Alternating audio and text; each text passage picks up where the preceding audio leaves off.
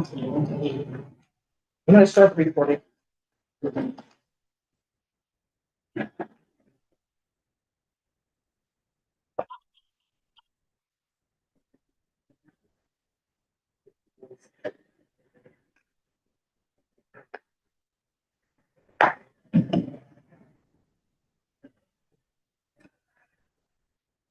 This last minute between 4:29 and 4:30 always feels so long. It does.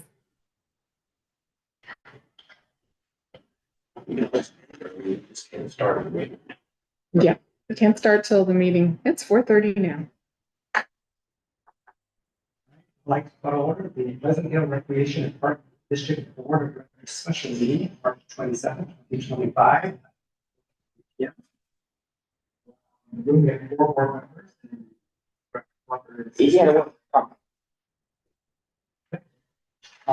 We'll go ahead and just move on to agenda item 2, budget allegiance. I pledge allegiance to the flag of the United States of America and to the republic which stands one nation under God, indivisible, with liberty and justice for all.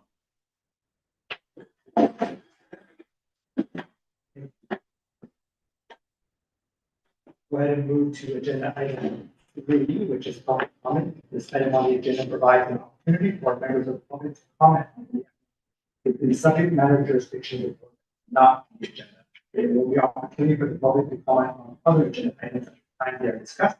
Comments will be limited to 5 minutes per speaker. Should we have any public comments? We do not have any public comments.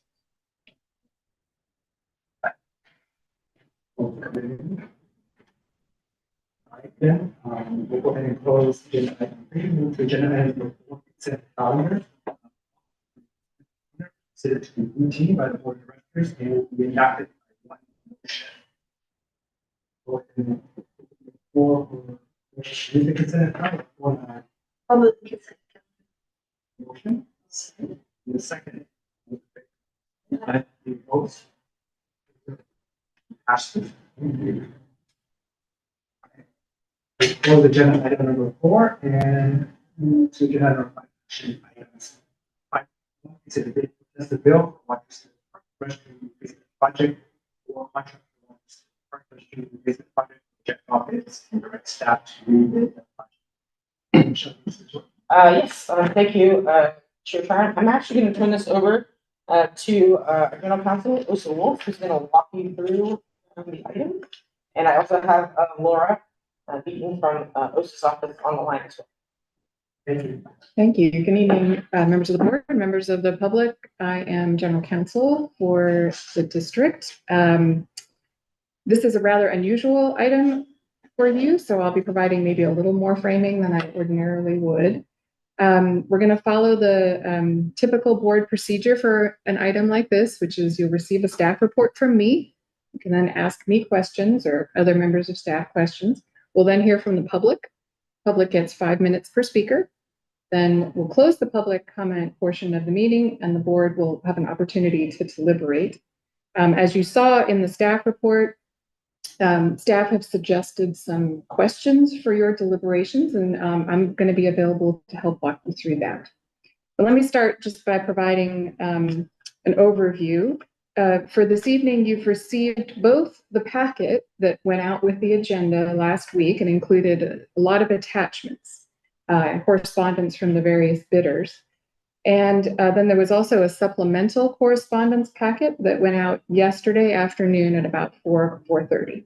So I just want to make sure everybody has that. All right, so now I'm going to be basically giving you the 30,000-foot view of the staff report. The timeline here is that on February 20, the district opened bids for this Rodgers-Smith Park restroom project. We received 8 bids. They're listed there on the first page of the staff report. Engineer's estimate for this project was $850,000 approximately. A few of the bids, 3 came in below that and the rest were above. Under public contracting code in California, you are required to award to the lowest responsible and responsive bidder, or you can reject all the bids. And that'll come into play later when we walk through the questions. We're going to take the bids up in order that they appear in terms of lowest to highest. So the bids were opened on the 20th of February. On the 22nd, the district received bid protests from MVP, which is the 6th low bidder. And then on the 24th, it received a bid protest from Suarez Munoz Corporation, which is the 3rd low bidder. Then on the 24th, the low bidder, Frontline, requested that it be allowed to withdraw due to an error, and district staff granted that. So that left BuildCorp as the then apparent low bidder. District staff reviewed the bid protests that came in from MVP, and I'm going to call them SMC. I can see on their shirts, that's what they call themselves. March 5 and rejected the bid protests. MVP then appealed, which is why it's before the board tonight. And I think that's probably enough to get you up to speed to a place where you can receive public comment if there's going to be any. As you can see in the staff report, we have 3 options for the board to consider. There are, of course, others as well, but those are the 3 staff that were most appropriate to consider this evening. Option 1 would be to make all the necessary findings and ultimately award to SMC. Option 2 would be, again, to make all the necessary findings and then award to BuildCorp. Option 3 always is reject all bids and rebid. So at this point, I'm happy to answer any questions. And like Michelle said, my colleague Lara is on the line. I have to give her really all the credit for preparing the materials that you see this evening. Thank you. I'll go ahead and open it up for questions.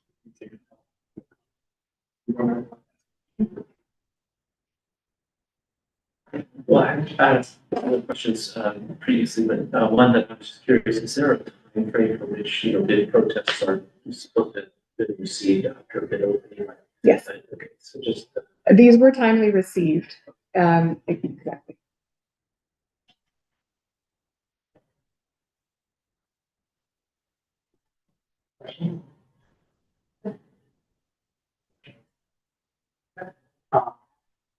Seeing if no other questions, I'll go ahead and open up for public comment.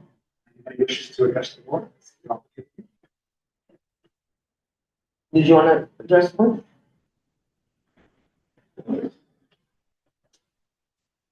Thank you for having us. My name is John Suarez Munoz Construction. Appreciate this forum. Munoz, my partner, been in business for 20 years. SMC for short. So SMC was the 3rd lowest bidder on the Rodgers-Smith park restroom replacement project. Our price was about $822,000, which was just under the engineer's estimate of $850,000. The first bidder was $549,000, as he said, summarizing, but they made a mistake and dropped out. The second bidder, BuildCorp, was at $753,000. However, they made a critical mistake. On our restroom replacement project, they left out the cost of the restroom. And they kind of haven't even really fessed up. I'll read the response to, they emailed the response to the protest. So, hi, Michelle, thank you for reaching out. Please find your clarifications below. Other clarifications that have to do with tree demolition. It says tree demolition. We will subperform the tree demolition as per the specifications and plans while honoring our bid price. 2, hazardous materials abatement. We will engage Sterling Environmental Corporation to perform hazardous materials abatement, and we will honor our bid price as specified in the plans. And 3, wrong tech restroom building. Our estimator mistakenly assumed this was a restroom building provided by the owner, which resulted in its submission from our bid. So it's like, what does that mean? Like, I mean, it's kind of like left. They're not even fessing up to, like, what does that mean? Are they dropping out, or are they just? It's unresolved. The restroom costs, which we provided, is $180,000. That's just for the material. It comes in a kit. We've done a lot of these run tech restrooms. It comes in a kit. You have to put it all together. They admitted that about the $180,000 mistake, but they still left it unresolved. It will need to be resolved somehow. Also, their bonding company, this is a public works job, they have to work in hand with the bonding company. The bonding company will need to know about such a large issue, about such a large mistake, that they told their bonding company about this mistake. The bonding company might not want to bond. And some payment bonds, knowing about this mistake and knowing that they're set up for failure basically because they're 180 in the hole and they're destined to lose money on the job. So what's going to happen possibly? The risk to the district is that they'll try to recoup that via change orders. That's my only, I mean, they're not stating anything, they're just kind of hint, nod. I just don't understand that perspective. It seems very odd. Our price is about $69,000 more than billed for. But we included the $180,000 for the restroom. So if you look at it, our price is the best value to the district. And we honor our price. We have done numerous restaurant tech buildings and other park restrooms. So we know the cost, we're confident we'll provide the district with a quality and successful project. We've worked with the landscape architect, Tanaka Design Group, for the landscape architect for this job for over 25 years.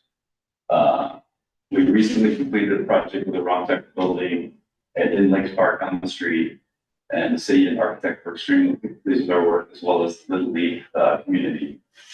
Last year, we were the American Public Works Bay Area District Contractor of the Year 2024, as we were nominated by the city of Dublin. And yeah, I mean, the option to rebid, my 2 cents on that is, you know, we have a kind of a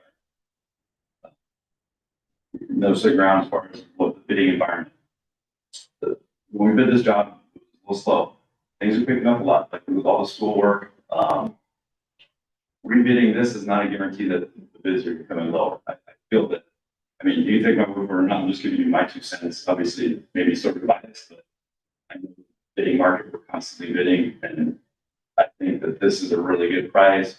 Rebidding it again, you're just risking, you know, more of these issues, and you should just award the respectfully. I think that SMC should be awarded this job for the best price, lowest responsible bidder. Thank you for your time. Thank you. Any other public comments? Nope, I didn't have any public comments. Appreciate your comment. Seeing no other comments, we'll go ahead and close public comment or should we discussion? Anyone to start off? So do you want to maybe help them walk through? Yes. That would be great. Maybe go through the Yeah. 3 options with that. So as a reminder, the 3 options, they're described as sort of what the outcome would be. First one being an award to SMC. That of course depends on making a number of findings to get to that point. The second option is Build Corp, again, if you make certain findings. And the third is to reject all bids and rebid. The findings that I'm describing, they're starting on page 4 of the staff report. And I would recommend we take these questions in order because it's a little bit of a choose your own adventure trail we're on here. And it'll, I think, help point you to which of the 3 options makes most sense. Okay, so the first 1, 2, 3, 4 questions all have to do with Build Corp, which, as I said, is now the apparent low bidder. So the 4 questions go to whether they are responsive and if there were any other irregularities that should result in rejection of their bid. So I think we should go through each of those 4 questions.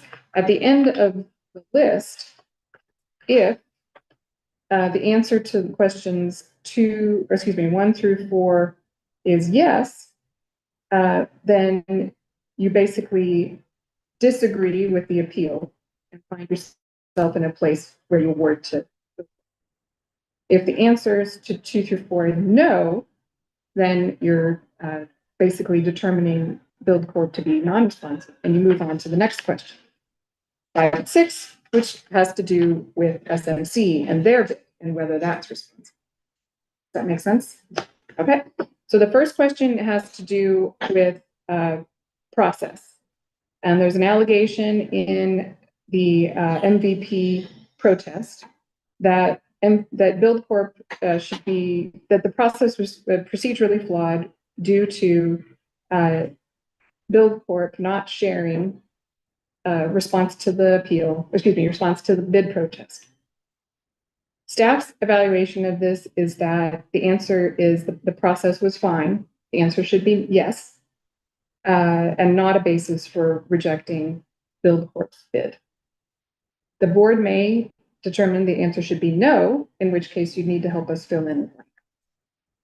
I think the first thing to deliberate on is, as a reminder, there was a protest from MVP, and there wasn't a lot in terms of responses from Build Corp, but ultimately staff rejected the appeal. Staff did ask some questions of Build Corp and ended up receiving some limited responses and has provided those. So everybody has seen them, they're in the exhibits. So in my opinion, this procedural question would not be strong grounds for rejecting Build Corp. That said, if the board feels that it was procedurally in error, you could go with the no answer.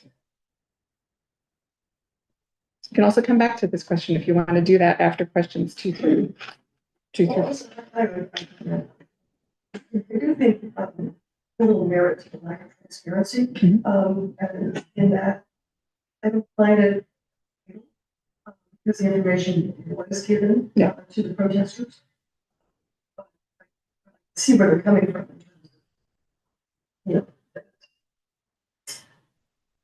They should have been given that information. I'm a little unsure about whose responsibility it is. It sounds like it was Build Corp's responsibility. The process was set up. But in any event, we were sure that Build Corp was actually sharing that information. Yeah. But again, I'm not really concerned about it because eventually the information was imparted. Everybody had. I think that's a great summary of where we are. Build Corp did not formally respond. They informally provided information to staff. That information has now been shared with everybody. And they weren't required to first. They may respond. They weren't required to. But my comment is, Yeah, no, I Okay, so we can return if the board would like to come back to 1, but basically staff's recommendation on 1 is that the answer be yes, that the process was fine. We can move on to the substance.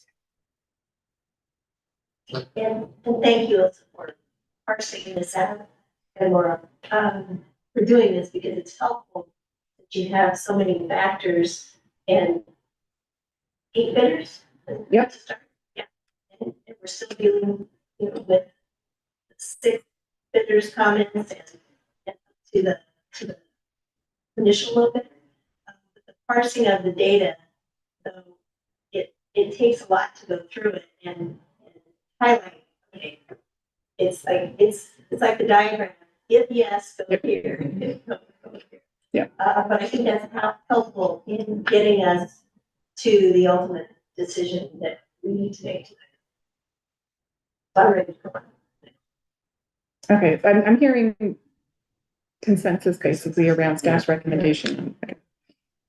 Okay, question number 2. This is now going to the substance of what was contained in their bid. I should say in Build Corp's bid, which is being protested here. So the first question has to do with hazardous materials abatement. In the existing restroom, there is, I think, a door and roof tiles. and roof tiles that contain asbestos. So they, of course, need to be handled properly. the question is whether BuildCorp was responsive in the materials that they provided. They're contesting that they are going to use a sub and that the sub is less than 0.5%, and therefore didn't have to be listed. Staff attempted through their questions to figure out who is this sub, and we do not know the answer.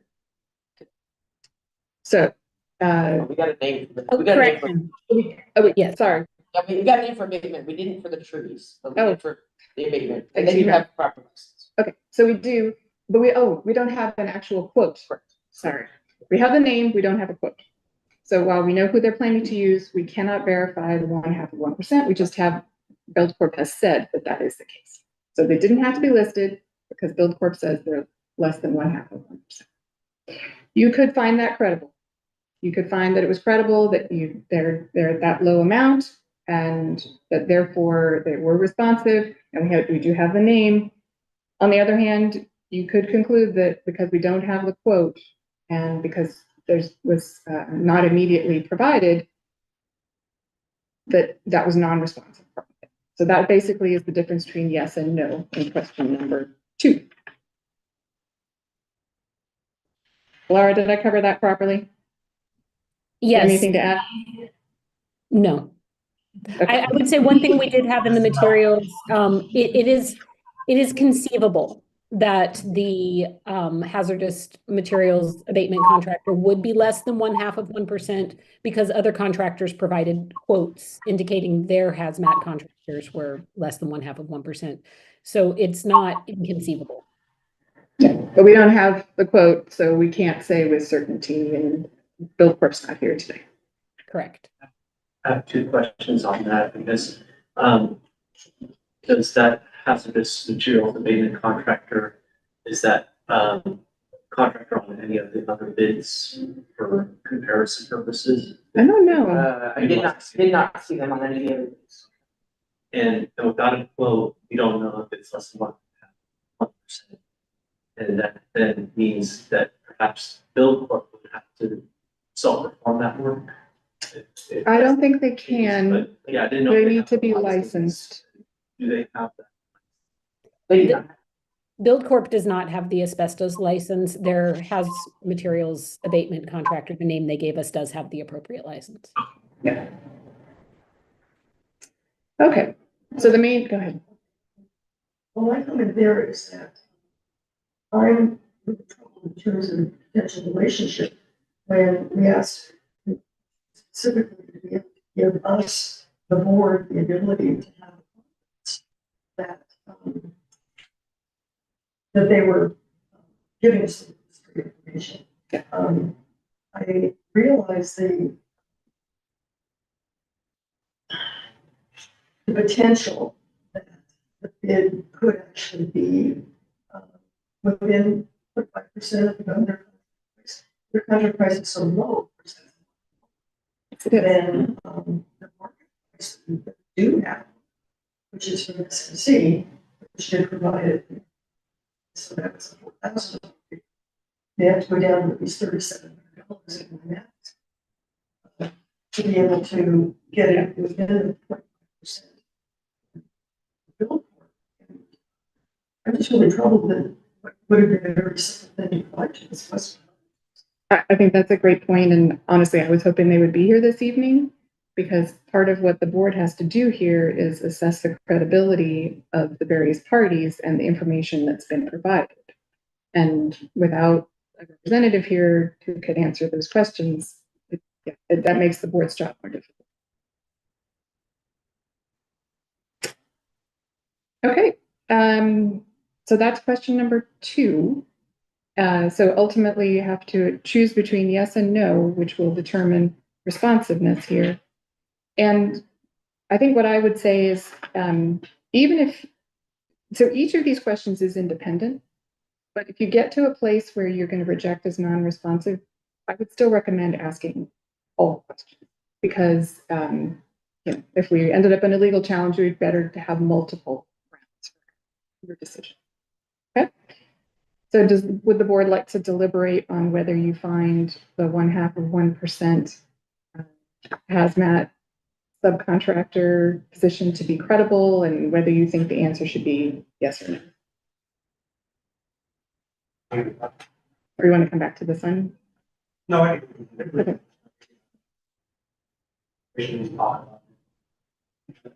Go ahead. Actually, that is sort of my concerns to seem like such a benchmark, something for X number of years. See acceptance. One, not even provide such a thing, worries, worry. Say something more picking up. And what will the response be? And because they don't have that, sort of mention that, they just sort of get in sort of in positions that they have to guess what our contract is doing or not. Just yeah, so. The one thing I would offer here is that we have to remember we're really limited to considering lowest responsible. So while I think you make a great point about the relationship and what will they be like to work with, what's before you this evening is that very specific question on the issue of the hazmat subcontractor. Yeah, Do you feel- you're sort of getting to that. Yeah. Because the way that this is phrased. Yes, exactly. Not in this particular form, they could provide more. Yeah. Should be created. Show up. Oh my. Or you should move a little bit more. No, I'll get it. So we don't have either written more to sort of operate, just basis for. So. That's what. Okay, so that would mean that you would agree with the bid protest that Build Corp was not responsive on the question of the hazardous materials. Okay, so that the answer is 2. The answer would be yes, from what Sandy Bonato is describing, and I think you were also indicating going in that direction. Okay. Any other comments or thoughts on whether the answer to 2 should be yes? I concur with the 2 comments here. Okay. It's just the evidence could have easily been provided. Insufficient evidence to well, if that had been received, it's less than 1.5. All right. I know this is slow going, but I really appreciate the deliberations because taking it step by step is helpful. Laura, did you have anything else you want us to talk about on number 2? I think that's sufficient. Okay. That moves us to number 3, which is the tree demolition. Again, it's a similar question about should a subcontractor have been listed, but here Build Corp is able to self-perform and has indicated that they would do that. So the question is, did Build Corp comply with the bidding requirements regarding tree demolition abatement and listing contractors? If you answer yes, it's because Build Corp has indicated it will self-perform and did not therefore need to identify a subcontractor. Or if you answer no, it's because Build Corp did not provide evidence that it or a subcontractor have the appropriate licenses. Laura, can you help us out here? Does Build Corp have a license? If it decides to self-perform, does it have the license to do tree demolition? It does not appear that it does. Tree and palm a C49 license is required for tree and palm removal. You can sometimes do small tree like trimming and removal as part of a landscaping contract. They do have a landscaping contractor, but my understanding is, and Michelle, you can jump in here to correct me if need, but my understanding is this contract is going to require removal of larger trees, and you need a C49 license to do that. Build Corp does not have one, nor does its landscaping contractor. Okay. That is correct. We're removing some large pine trees that would require license. Okay. I have some questions too, because, I thought there were some irregularities with the correspondence and what we had received from Bill Corp with respect to this item, and that they initially indicated that they have, somebody performing that, and then they said no, we'll self-perform it, so. Yeah. It doesn't seem like there was really even any confirmation as to which direction they were going to proceed on this. Or it changed over time. It, Yeah. it did change, yeah, when we first were initially reviewing, staff was initially reviewing the bid protests. The information they gave us was different than after the appeal, when we were trying to get additional information for the board to deliberate. That you are correct in their answer changed. Okay. So I think you're hearing that staff's recommendation here is no, due to just the lack of evidence. Again, if Bill Corp had come this evening and said, indeed, we have this license, we're going to self-perform, or even we have this subcontractor and it's less than 1/2 of 1%. But neither one of those is clearly at play. And so that's where you get to the staff being in the recommending a no. Using that, 1/2 of 1%, be somewhat less than $4,000 to remove. We're removing 3 trees. At least 3. Three trees in this project. That would be a great price. Yeah, I would like to know who you're using. Yeah. and they don't have the license. Themselves. We didn't check that until they told us they were gonna self-perform. So then that was when we checked that. Originally, they had said they had a licensed contractor who was less than 1/2%. Okay, so to review, we've gone through question 2 and question 3. Board consensus seems to be that for both of those, Build Corp was non-responsive. And so checking the no box here. Finally, this is about notarizing signatures. So our bidding requirements require the signatures to be notarized. I think the board has some flexibility here potentially. If you want to waive this irregularity, you could. But of course, notaries are provided for a reason, to be able to confirm that the person who signed the document is indeed, who they say they are. So it is not something you're required to waive. You can insist on it. And if you want to insist on it, the answer to 4 would be no. One other question on this, was Build Corp's bill proposal received that did not have? We, Laura, do you remember? I believe we only looked at, once we got the bid protest, because MVP bid protested that everyone under them had some of these issues. And so I believe it was just Build Corp. Do you remember, Laura? I didn't hear the question well, I'm sorry. Can you repeat it? The question was Build Corp the only vote received that was not notarized? I have notes on that. Let me look at that briefly. They were the only ones who did not notarize. I note they did include a corporate seal, which can be another method of verifying their signature, but the bid specifications require notarization. So it's an irregularity you can choose not to waive. You can hold someone in strict compliance.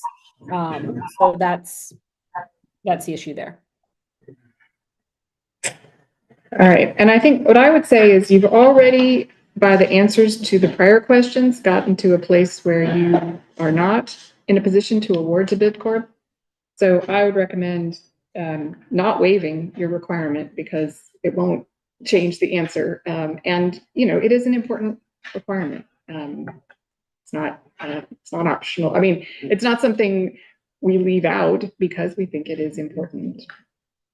Okay, so then one other question though regarding that, I wanted just to state like, if we, don't waive this requirement, in the future, there are some bids that are received that are not notarized.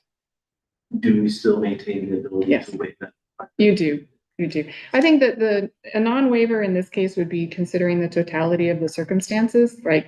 For example, that they've already, per the board's deliberation, been found to be non-responsive. They're not here this evening, right? That doesn't bind you for a future question. Okay. Okay, so that sounds to me like for the answer the board is thinking is correct is no, not waive the notary. Okay. So just to remind you where we are now, the first low bidder withdrew. The second low bidder has been determined to be non-responsive. The third low bidder is SMC. Their bid was also protested by MVP. So before you can decide whether to award to SMC as what is now the apparent low bidder, you need to deal with the pending protest questions. Okay, so as to SMC, there are two questions. They're similar to what we just went through because the first one is about hazardous materials and the second one is about tree demolition. Okay, for both of these, staff's recommendation, you can see in the staff report, is that you find SMC to be responsive. So as to the hazardous materials abatement, did the SMC comply with the bidding requirements? Again, this 0.5 of 1% thing. Staff believes that the answer is yes. SMC provided the district with a copy of the hazardous materials abatement subcontractor's quote, which was for an amount that was less than 0.5 of 1%. So that's staff's recommendation on this item.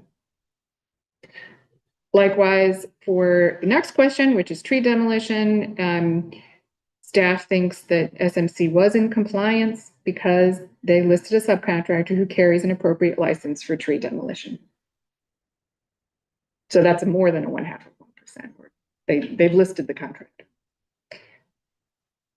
Anything to add on those two questions, Lara? No, you covered it. Okay.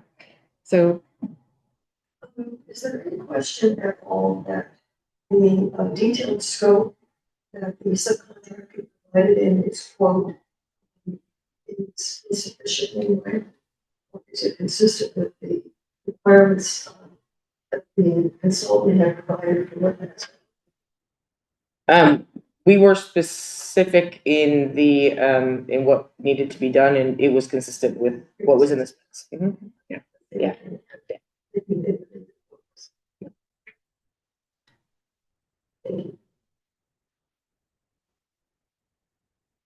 all right, so then board deliberations. Yeah.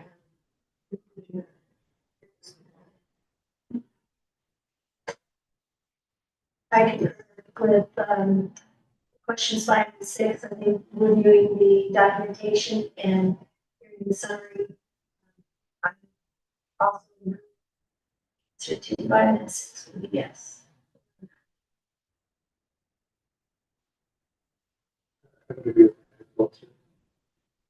All right, and then let me ask Laura, is there anything in the correspondence that came in since the board packet went out from Build Corp that you think we need to address this evening?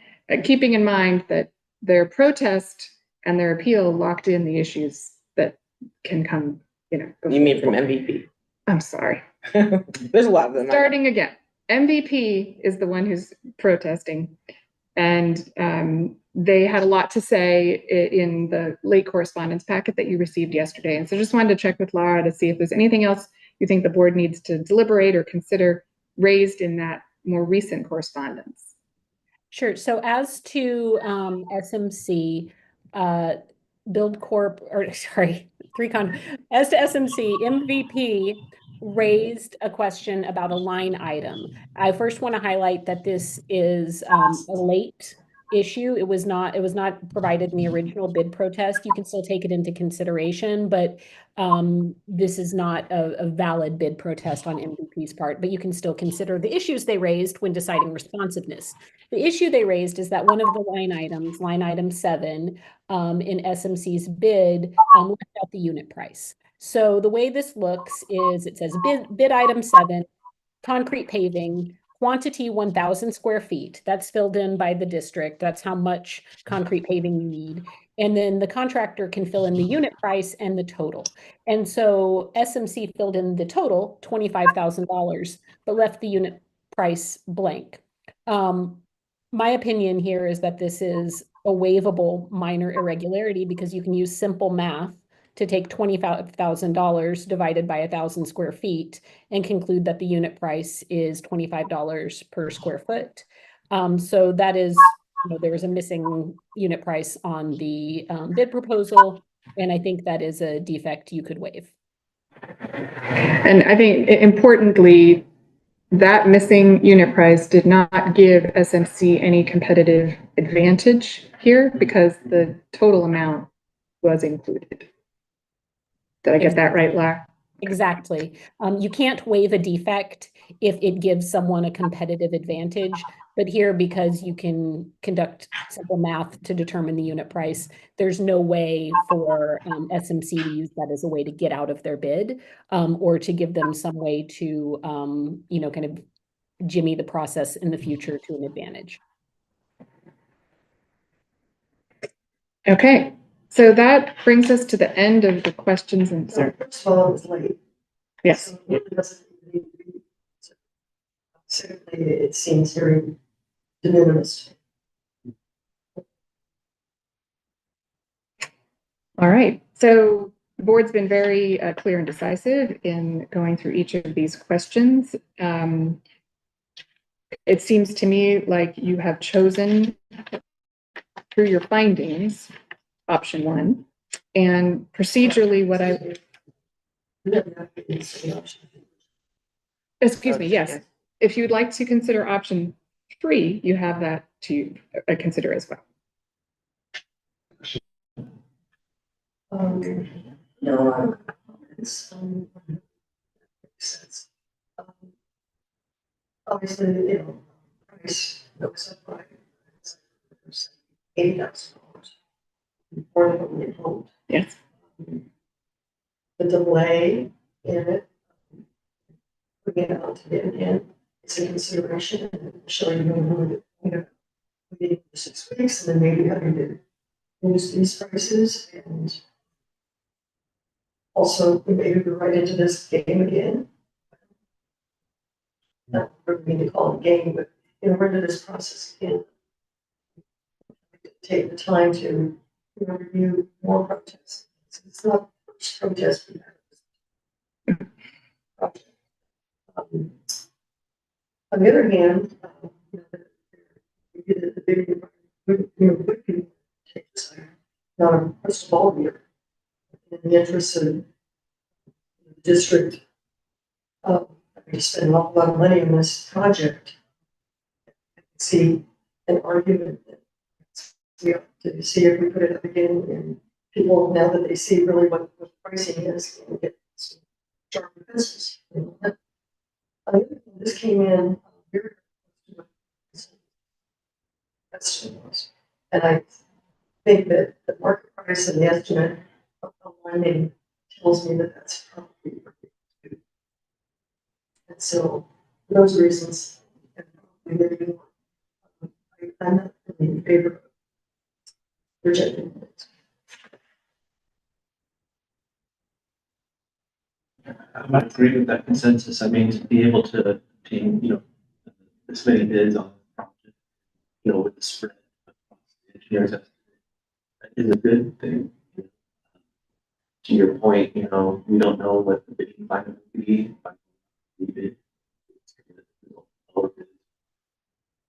But I'm somewhat cognizant of the staff time that they put into this and the additional burden that it costs for staff to go through that process.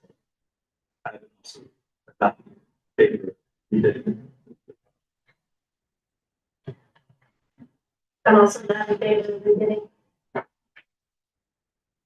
So I appreciate A lot more to say after getting the summary and all the information that we received.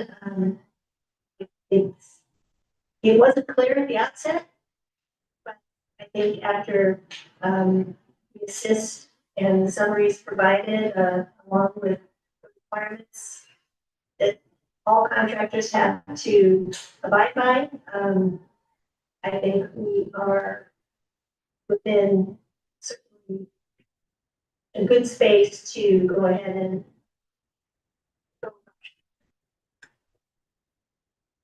I think with you as well too. I wasn't quite sure about the different options.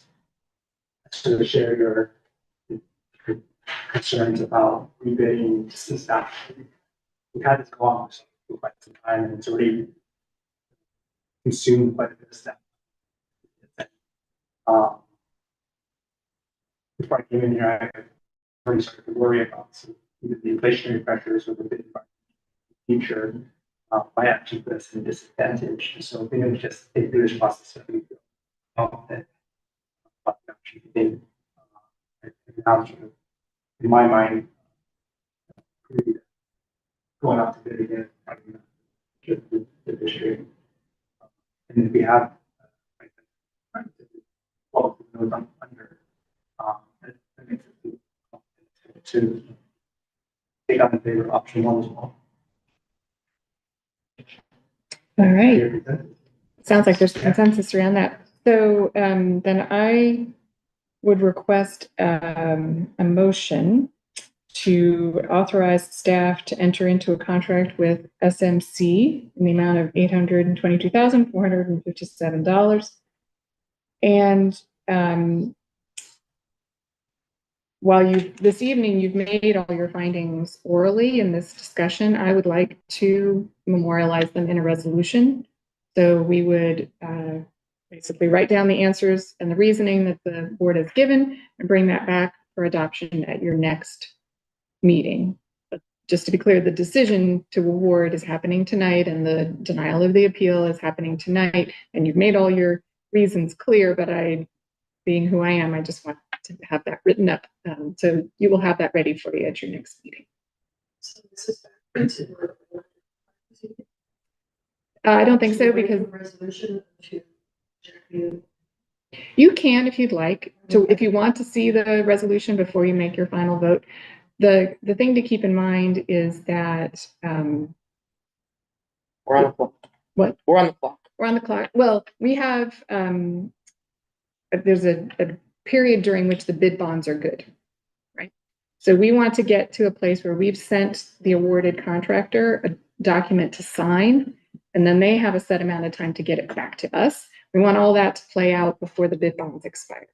We're not super close to it now. Well, there were 60 days and it was 60 days. February, so Yeah. at our next meeting, if It we will be went, very it would be close. very, very close. Yeah. So there's no jeopardy of the decision to reject, if we approve a contract before we formally reject. I would say no, because we've recorded this meeting. We'll have minutes. All your reasoning is clear. My goal in bringing back the resolution is more to memorialize the findings and decisions you've already made tonight. Should we make a verbal motion? Yes, so it should be, for all the reasons we discussed, we're rejecting the bid protest, denying the appeal. As to, I'm gonna get the name wrong again. Maybe I think I just kind of pushed you into, Yeah. because I know you wanted the formal resolution before. No, it's fine to move this evening to reject the appeal, determine Build Corp was non-responsive, reject that bid, and instead award to SMC. And then direct staff to bring back this resolution to, memorialize what you've already decided. That's what I'm requesting. So the motion would be basically just the statement of option one there. That was. Yes, to to grant the bid protest and that part, which needs the bid protest and the board contract. correct. All right. And then we'll bring back the resolution to memorialize. It's, in a way, it's a little bit like your minutes, right? Where you approve them at the next meeting, but there'll be a resolution this time. Remove the grant MVP's bid protest as to the works bid. Reject MVP's bid protest as to the next lowest bidder SCC. And work contract SCC with directions to staff to bring back a formal resolution incorporating this. Motion and second, all those in favor? I Any opposed? Carried. Great. Thanks, Laura. thank you. And thank you to our legal team. I think this is extremely complicated. Very, very. Yeah, thank you, Laura. Outlining the process, much easier to follow. Yeah, thank you for that, too, showing that to that. Have a Happy to help you. Thank you. Thank you. Thank you. Very much. This reference letters from I'll be, some other jobs. I'll be- They want to. Thank you. Thank you. We'll go ahead and close agenda item number 5 and move on to agenda item number 6. Lila could not make it this evening and she was gonna send me something, but I did not receive it. She had seen your pictures today, so. Busy time of year. All right, then we'll go to agenda item 6.2, report from the general manager. Great, I included a written report, just wanted to highlight that we have a couple of Easter type events, the Underwater Egg Hunt coming up, as well as the Egg Extravaganza in April. I just also wanted to highlight Pleasant Hill Community Foundation is hosting their a fundraiser on April 26th. I know that a number of staff members are going. The foundation annually has provided grants to the district, and on May 14th, they will once again be providing some grants and recognition to the district. So that will be held here on the 14th. And I also just wanted to remind you, I haven't heard from everybody, the city of Pleasant Hill has invited all of you to the mayor's conference in May. They're hosting on May 1st. A couple of you can't make it, but if you are interested in going, please let me know so I can RSVP on your behalf. With that, I'll take any questions. Well, I actually have a comment. This question, can you share our what status to those? Maybe after school programs and. Yes, yes, programs and, very much, yeah, you know, yes. Yeah. That's okay. But you can also comment on the general manager. You are welcome to do that. To you and the staff. And thank you very much for highlighting various areas of the district's operations and moving forward. I think that's, Yeah. Try, you'll get some more verbal reports from staff on operations as well. Like, trying to make sure that the board sees everything that's going in the hard work of district staff. I was also just wanted to echo that I'm super impressed with the turnout that you've seen with the middle school sports program with the volleyball. My daughter's been participating in that. It's just been tremendous. Children that have been able to benefit from having that opportunity to participate. These programs, in reading this, and thinking about all the years where there were not after-school programs for, and particularly female kids, but now it's very exciting, and I'm sure we're going to see. I know that the marketing for these programs. Do you know how many kids are doing this? How many kids are participating off the, just around? In what, the middle school? She has 199 here registered, so I don't know exactly how many, but they have quite a few kids. And I've seen the 49th partnership. That's another exciting. Thank you. Thank you, Michelle. Continue your report. Super excited. Any other thoughts? Looks like we are at agenda item number 7 here. We'll go ahead and adjourn at 5:23 p.m. To stop the recording. Thank you. It's a little. No question there.